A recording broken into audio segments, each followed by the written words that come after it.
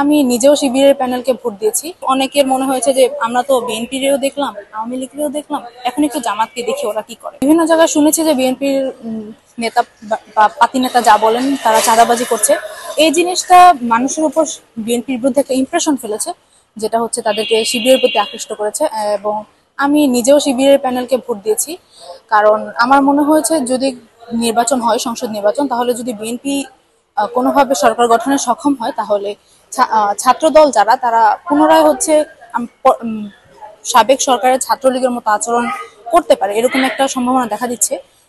এটা হচ্ছে মূলত অধিকাংশ ছাত্রছাত্রীদের শিবিরকে পছন্দ করার কারণ। আর এমনিতেও মনে হয় যে শিবির আসলে হয়তো ক্যাম্পাসে শৃঙ্খলা বজায় থাকবে।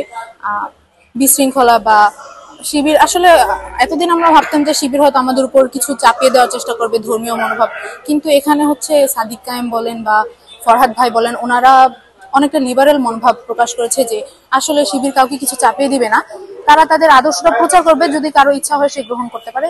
এই আমার মনে হয় যে এই জন্যই শিবির আসলে খুবই জনপ্রিয় হয়েছে ডাকসুতেও এবং জাকসুতেও। আমার মনে হয় যে শিবিরের যে যারা নেতা আছে বা শিবির থেকে প্যানেল থেকে যারা দাঁড়িয়েছে তাদের অনেক আগে থেকে গ্রুমিং করা হচ্ছে। কারণ দেখা যাচ্ছে যে তাদের স্টুডেন্টদের সাথে যোগাযোগ বা কমিউনিকেশন যা বলেন সেটা খুবই স্বতঃস্ফূর্ত। আর তারা হচ্ছে মানে পূর্ববর্তী নেতাদের মতো এক ঝাঁক স্টুডেন্ট নিয়ে না ঘুরে একজন দুইজন করে ছাত্রদের কাছে গিয়েছে, যাতে হচ্ছে তাদের মধ্যে একটা যে গ্যাপ তৈরি হয়, মানুষ মনে করে যে নেতাদের মধ্যে আর সাধারণ ছাত্রছাত্রীদের মধ্যে একটা গ্যাপ থাকে, সেটা হয়নি। মনে হয়েছে যে তারা আমাদের কাছে মানুষ, ডিপার্টমেন্টের ভাই বোনই মনে হয়েছে। আসলে এটা, হ্যাঁ, এটা হচ্ছে উনি প্রথম ওনার পোস্টার লাগানোর পরে ওনার হিজাবের উপরে শিং এবং ওনার পোস্টারকে বিকৃত করা হয়েছিল। এই জন্য উনি যখন বিপুল ভোটে জয়লাভ করেন তখন শুধু ওই জিনিসটাকে মক করেই বলা হয়েছে যে হিজাবকে এত অপমান করা হলো, কিন্তু শেষমেশ তো তামান্না আপু বিপুল ভোটেই জয়লাভ করেছে।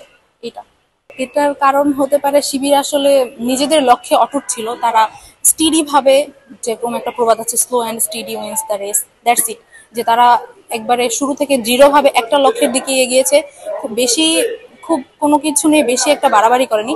মানুষের মধ্যে নিজেদের মতবাদটা আস্তে আস্তে তারা এভাবে করেছে যাতে মানুষের মনে হয় যে না, শিবিরকে একবার ভোট দিয়ে দেখা যাক কি হয়। এটা কাইন্ড অফ অনেকের মনে হয়েছে যে আমরা তো বিএনপিরও দেখলাম, আওয়ামী লীগেরও দেখলাম, এখন একটু জামাতকে দেখি ওরা কি করে। এটা নির্ভর, শিবিরকে তো ভোট দিচ্ছে স্টুডেন্টরা। এখন জাতীয় নির্বাচনে শুধু স্টুডেন্টরা ভোট দিবে না, আশেপাশে যারা অ্যাডাল্ট বড় মানুষ আছে, আমাদের বাবা মা, ওনারাও ভোট দিবেন। তো ওনাদের মনোভাবের উপর নির্ভর করে যে ওনার শিবিরকে আসলে কোন অ্যাঙ্গেল থেকে দেখছেন। যদি ওনাদের মনে হয় যে জামাত ভালো, তাহলে ওনারা ভোট দিতে পারেন।